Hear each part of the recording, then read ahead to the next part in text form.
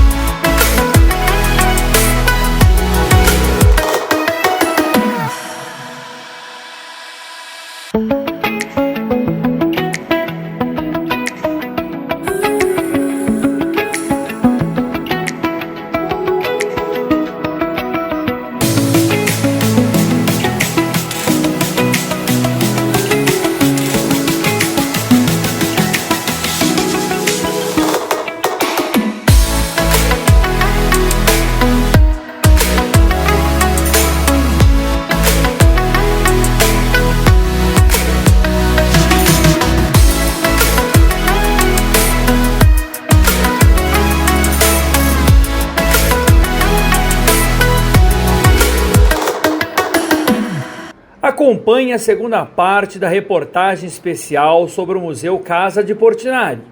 Neste episódio, vamos conhecer mais sobre a casa onde viveu o famoso pintor e suas obras, que possuem temática social, além de traços expressionistas e cubistas.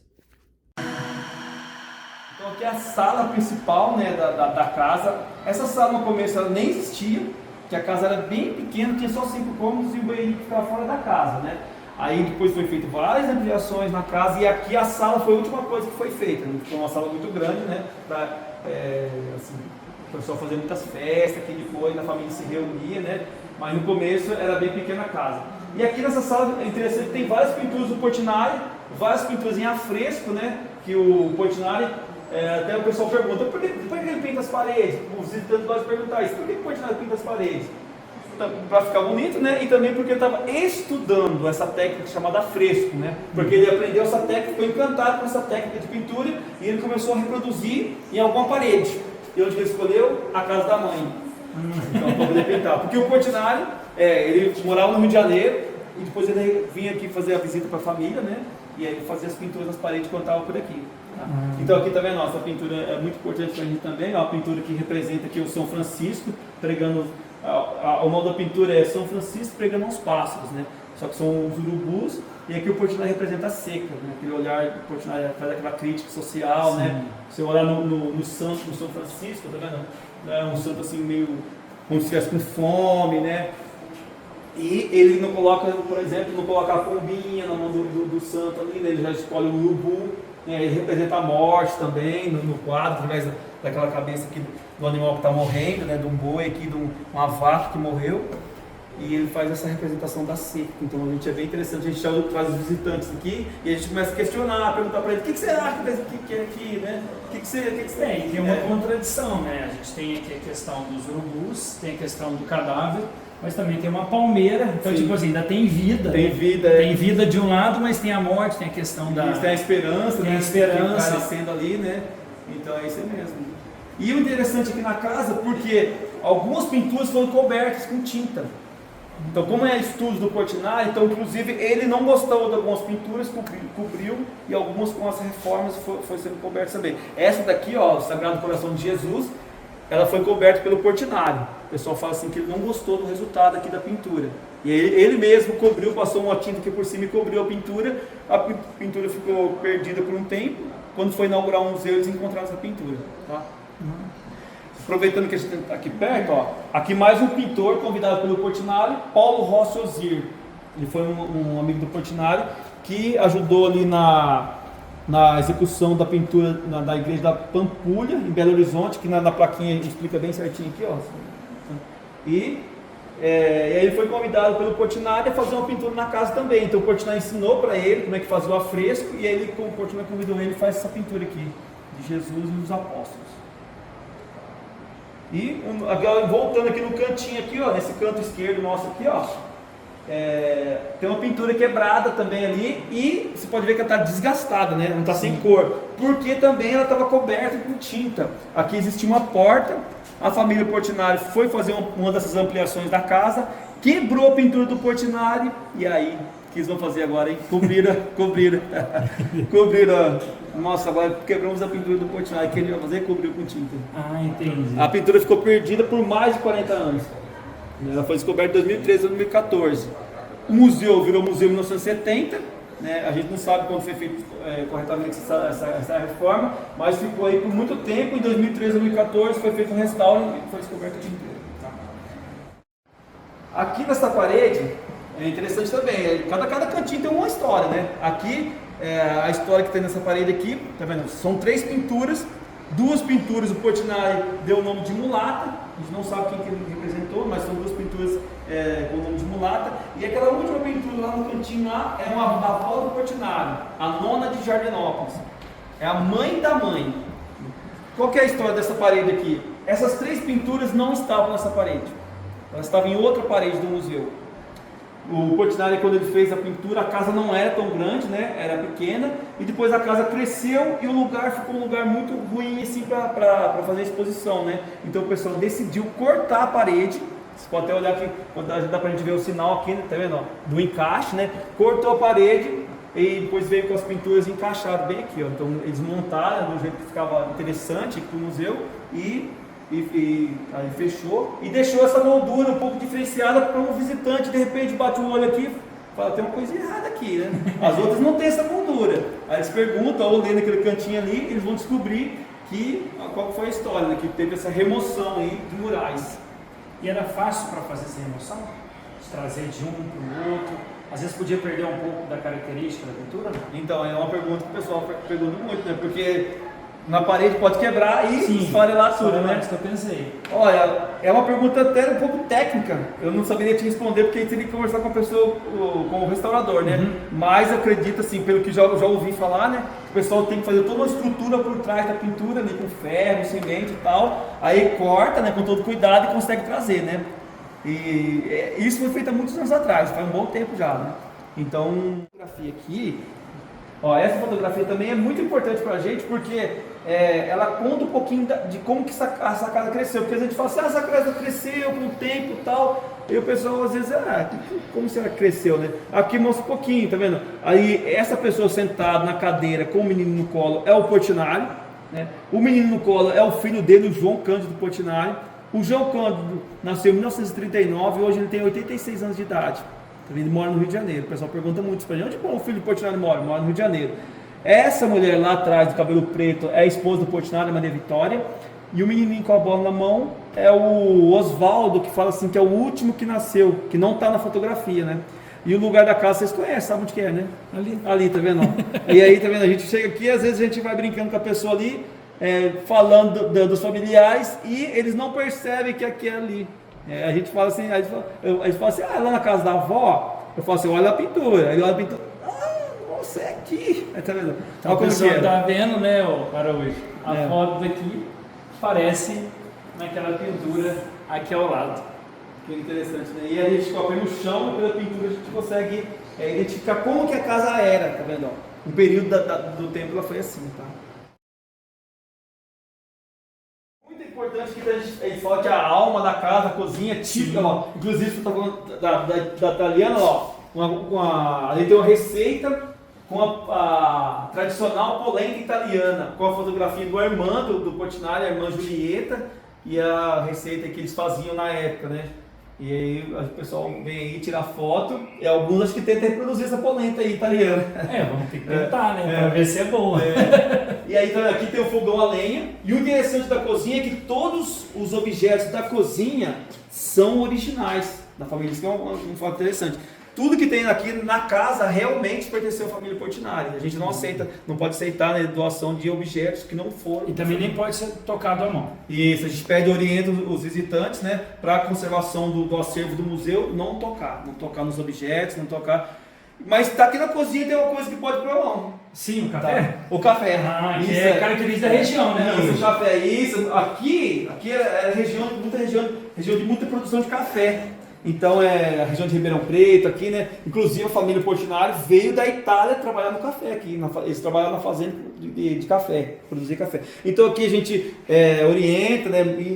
Vai ensinando, mostrando para os visitantes, tá vendo? O café ainda, eles falam café em coco, tá vendo? O café seco, quando é polido, já está seco já, ó, tá vendo? Isso eu posso pegar, né? Pode pegar. Então, essa parte aqui é a parte que pode pegar. E aí depois a gente fala para eles, né, que aí torra o café, né, antigamente era usado o torrador de café específico. E depois aqui, ó, a gente deixa pro visitante ter essa experiência, né? Para quem nunca moeu o cafezinho, coloca o cafezinho aqui dentro, ó, e aí vai ter essa experiência, tá vendo? Pode moer para você ter experiência. Você já moeu uma vez ou não? Não, vamos fazer a experiência aqui, isso, ó. Vamos ver se eu ia conseguir na época viver, né?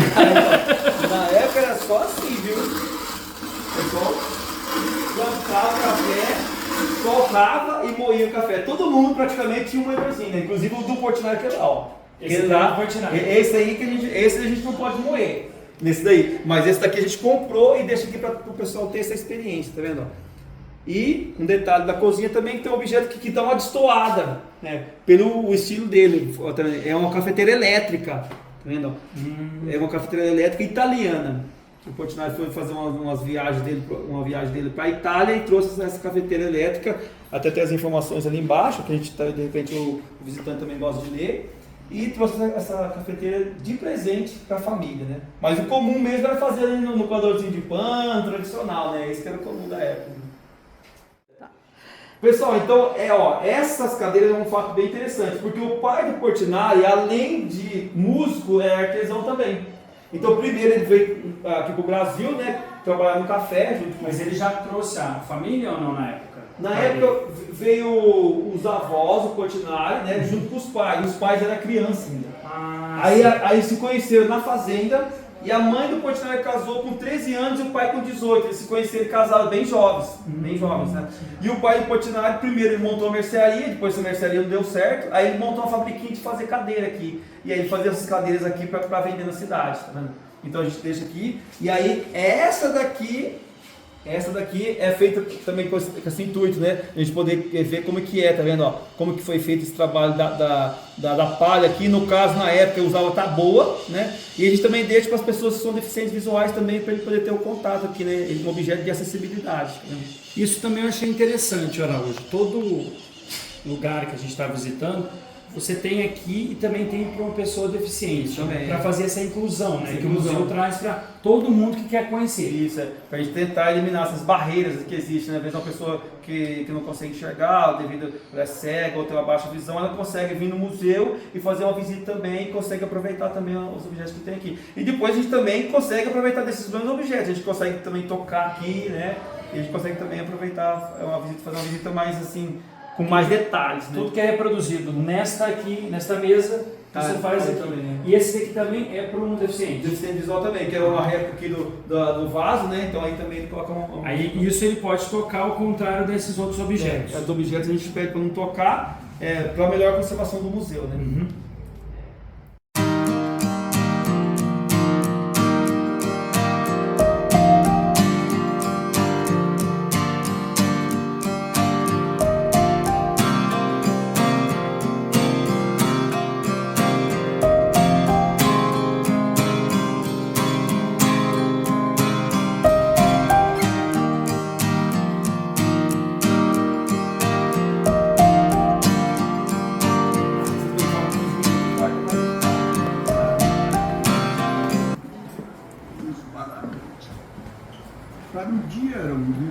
Aqui é o quarto do Portinari.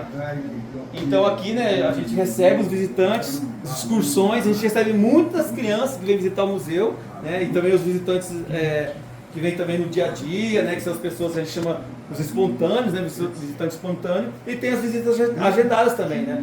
Então aqui a gente traz os visitantes do quarto do Portinari, né, para eles conhecerem como que eram os móveis da época, né, tá vendo, ó? As camas, como que era a cama, como que era os tecidos que colocavam nas camas, né? E como que era o estilo do Portinari, como que ele se vestia. É interessante também. Olha lá, a gente até colocou as crianças às vezes brincam, nossa, mas ele só tinha 3 roupas, algumas crianças me perguntam, né? Não, então, aqui a gente tenta montar um estilo, tá vendo? Ó, um roupão de banho, um estilo do dia a dia, mais ou menos como que o Portinari andava, né? Como que ele se vestia, tá vendo? Ó? E também uma roupa também assim o pessoal fala roupa de casamento, as pessoas falam, uma roupa de casamento, né? Uma roupa ali de algum prêmio que o Portinari foi receber, uma festa de gala que ele participou, né? E alguns objetos também, o chapéu do Portinari, o óculos, o cachimbo do Portinari, as crianças também ficam bem curiosas, né, quanto ao cachimbo. Não, o Portinari fumava! Era comum, né? Era comum na época, a gente explica para eles, né? Era comum fumar, né? Algumas pessoas até achavam que era bonito fumar, né? Assim, era um estilo. E um detalhe interessante também, o sapato do Portinari. Não sei se vocês perceberam o sapato ali. Sim. Tá vendo? A perna direita do Portinari ela era 4 centímetros mais curta. Então o Portinari um saltinho maior. O médico orientou ele a fazer um sapato com um salto maior dentro do sapato, para corrigir, né, a perna mais curta, né, para não prejudicar a coluna com o passar do tempo. Né. Isso é interessante, Araújo, que você está citando, porque poucas pessoas sabem dessa questão pessoal. Isso, né? são detalhes. É mais assim, o dia a dia, como é que é uma pintura dele, como é que era o estilo, o que ele utilizava. Aí, como a gente contou nos outros espaços, a questão da família, a questão religiosa. E outro fato que me chamou a atenção aqui é os documentos, né? Sim. Como eram os documentos da época. Sim, tem E depois a mala. A mala também. Como que é diferente a mala, né? Hoje em dia é mala de rodinha e tal, né? E bem diferente. Isso a gente gosta de fazer essa perguntar para as crianças, principalmente, né? Ó, como que é a mala sua lá hoje em dia, tá vendo? Como que é a mala do Portinari, né? E os documentos, tem alguns documentos interessantes aqui, bem interessantes, né? Que alguns visitantes ficam curiosos, perguntando, ó. Um lá, esse do meio que está em branco ali, ó. Campanha para senador. Nem todo mundo sabe que o Portinari foi candidato a senador. Foi candidato a senador. Nem todo mundo. Então é uma foto interessante. E depois um documento também que acredito eu agora seria um pouco mais assim, uma questão de pesquisa, né? Mas aqui lá no cantinho lá é a carteira do marido, um documento bem interessante, né? A carteira do bom marido, né? Então assinado ali pela esposa do Portinari. Será que ele é um bom marido? Então, ali fala que sim, ó. Ele tá falando que o Portinari é bom marido, né? Seguir todos os requisitos ali do documento. Eu vou fazer uma carteira pra mim, viu? Então, ó. Isso. Olha lá, ó. Passaporte, carteira de identidade, certidão de nascimento, né? Alguns documentos interessantes como mandato de intimação, né? Habeas corpus, né? Que o Portinari viveu no período, né? Sim. Da ditadura ali. Isso. Então e como ele também foi candidato, né? Então ele passou por alguns desses problemas aí. Então aqui era o quarto das irmãs. Isso. Então, é o quarto que a gente montou para ser o quarto das irmãs. Sim. Né? Provavelmente talvez alguma irmã morou aqui mesmo, né? Mas a gente não tem totalmente essa certeza, né? Mas a gente montou com objeto das irmãs para ser um quarto que a gente pegou objetos das irmãs, né, que foram doados, né, e montou um quarto das irmãs, os objetos das irmãs. Aqui, então, se você perguntar, ó, esses são... Esse é original. Original, né? Tanto que eles ficam na vitrine, tá vendo? Ó? Tem controle de temperatura e tal, aí o visitante, nem que ele queira, ele não consegue ter contato, né? Por causa dos bordados que as irmãs fizeram aqui, também esses biquinhos aqui, tudo feito pelas irmãs do Portinari. Elas costuravam e também faziam esse trabalho artístico aí, através da costura ali, do bordado, tá vendo? E um detalhe interessante que o pessoal pergunta, nossa, mas só tem uma cama, né? Ela tinha 7 irmãs, uma faleceu, ficou 6, e só tem uma cama. É porque elas foram casando, né? E foram levando as camas com elas, né? E aí a gente não conseguiu nessa parte ficar com as camas das irmãs do Portinari, né? A gente conseguiu ficar só com.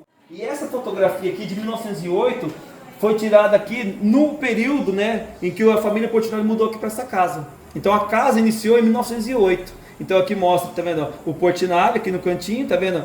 E a mãe do Portinari, o pai do Portinari, e mais alguns irmãos que já tinha, e mais o tio do Portinari, tia, né? Então aqui é uma fotografia que mostra, né, a chegada da família Portinari aqui na casa de Portinari, né? Que depois, em 1970, foi virar museu. Então depois de 62 anos, já se transformou em museu. É um lugar bem interessante. Agora a gente chegou num local aqui, está exposta, você estava falando, são 5.300 obras do Portinari. Obras do Portinari, incluindo os desenhos, né, os estudos do Portinari, as pinturas, tudo que o Portinari fez que foi catalogado, foi colocado aqui. Aí tem um assunto interessante, não sei se ele vai poder falar, mas 90% dessas obras foram vendidas? Isso é interessante porque o projeto Portinari, né, do filho do Portinari, João Cândido, ele surgiu com essa intenção de tentar resgatar as obras do Portinari, porque o povo brasileiro não estava conseguindo reconhecer, né, lembrar, né, das pinturas do Portinari, porque a maioria das pinturas não estão nos museus. Então, assim, ele teve que resgatar, entrar em contato com as pessoas, foi uma caça ali nas pinturas e catalogar essas obras. Então, mais de 90% das obras estão em posse de colecionadores. E algum desses colecionadores já entraram em contato com vocês aqui no museu? Bastante contato com os colecionadores é o filho do Portinari. Ah, tá. Então, ele tem bastante contato. Ele, inclusive, faz exposição com obras dos colecionadores, que é o Portinari Raros, que já teve em Brasília, lá no Banco do Brasil. Sim. Então, não sei se vocês já chegaram já. Sim. Então, o Portinari Raros é feito com pinturas, que aquelas pinturas, elas são dos colecionadores. Então, as pinturas, elas ficam expostas ali. Quem vai assistir, quem vai participar. Portinari, estou aqui no museu, quero saber mais sobre o Portinari. Então ele vai clicando embaixo, ó, os períodos, tá vendo? E vai clicando nas datas. Ó, por exemplo, 1903. Clica em 1903, ó. Cândido Portinari nasce em 30 de dezembro, numa fazenda de café, fazenda de Santa Rosa, perto de Brodowski. E aí a pessoa que vem ver, vai ver a certidão do nascimento do Portinari, ó. Dia dezembro de 1903. Aí a pessoa vai vendo aqui e aí ela vai tocando, vai clicando para frente e ela vai conhecendo toda a história do Portinari. Do começo, ela pode voltar aqui no cantinho, também a gente tem, ó, a português, inglês e francês. E aí até o final da vida do Portinari. Ele morre em 1962. Com 58 anos de idade, ia completar 59 anos de idade. E um fato interessante, que é muito curioso também, que as pessoas gostam de perguntar, o motivo da morte do Portinari. Então tem um depoimento do médico, aí que a gente, vou subir um pouquinho aqui, no domingo de 4 de fevereiro, como de hábito, ele foi na casa do Portinari, encontrei deitado, enjoado, ela buscando as causas da última crise, né, que o Portinari teve. O médico, né, junto com a Maria Portinari, que é a esposa do Portinari, descobriram no ateliê do Portinari que ele estava empregando nos 3 últimos quadros o amarelo causador da primeira, a causa da morte do Portinari. Intoxicação. Por chumbo. Por causa da questão da tinta seria? Então, o chumbo ele é um metal pesado, né, ele é usado para dar cor ali na tinta, né? Então a tinta que pintava quadro, a tinta a óleo, não que pintava as paredes, pintava os quadros, ela tinha muito chumbo na composição e ela foi intoxicando o Portinari ao longo do tempo. Em 1955, Portinari é convidado a pintar um quadro para a ONU. Não sei se vocês já sabiam dessa história, tá vendo? Ó? Então, ó, um quadro bem grande, ó. Aí, ó, deixa eu só colocar em português que tá, coloca em português. Ó, em janeiro, uma das principais dificuldades para o início da execução dos painéis Guerra e Paz, né, que o governo brasileiro doou à ONU, na sede lá nos Estados Unidos, foi o tamanho do ateliê. Então, o Portinari não estava conseguindo encontrar um ateliê porque os quadros são muito grandes, eram muito grandes. Aqui, ó, clica lá embaixo, por favor, em 56.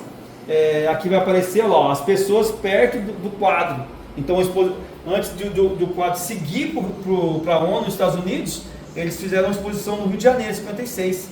Que eu clico em 57 embaixo, por favor. E em 57, aqui, ó, é feito, olha lá, a exposição na ONU, a entrega, a inauguração dos painéis. Aí vocês comparam, tá vendo? Ó, as pessoas próximo à pintura. A pintura ela é muito grande, ela tem 10 metros por 14. São duas pinturas do Portinari que estão expostas lá na sede das Nações Unidas, da ONU, que são os painéis Guerra e Paz da ONU. Muito importante também que às vezes é um pouco desconhecido pelos brasileiros também, né? Nessa parte aqui, então no começo, né, quando a casa surgiu em 1908, era 2 quartos, né? E aqui, porque o Portinari, quando veio para cá morar, ele tinha somente 5 anos de idade, né? Depois que ele foi para o Rio de Janeiro, estudou artes, né? Que inclusive ele ganhou um prêmio em 1908, 1928, estudou em Paris também por um tempo. Ele retorna para o Brasil e sempre morou no Rio de Janeiro.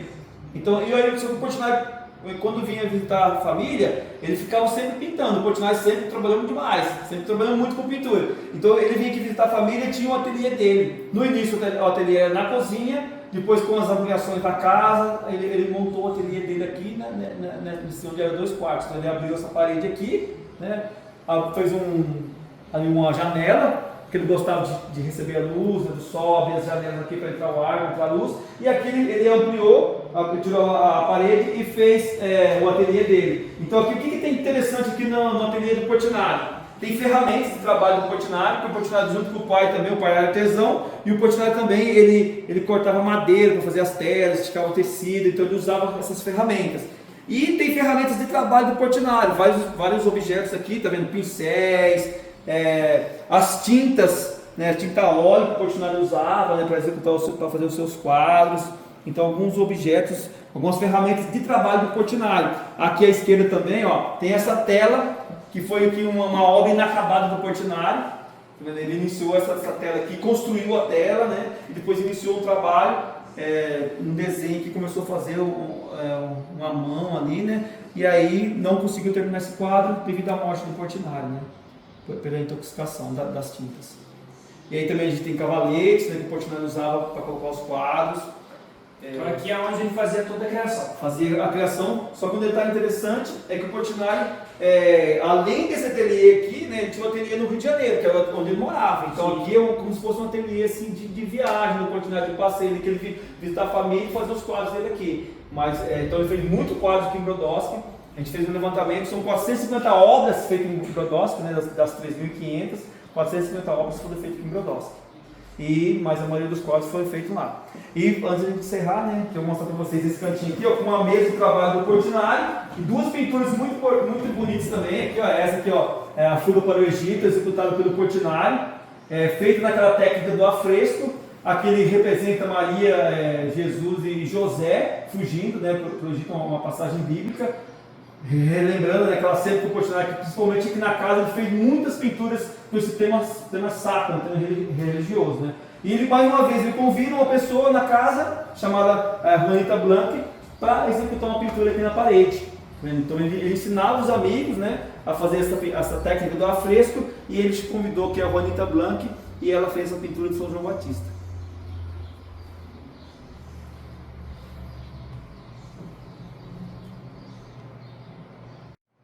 Conhecemos então hoje aqui na cidade de Brodowski, no interior de São Paulo, o Museu Casa Portinari, através do educador Araújo. Araújo, muito obrigado por ter acompanhado a gente nesta reportagem.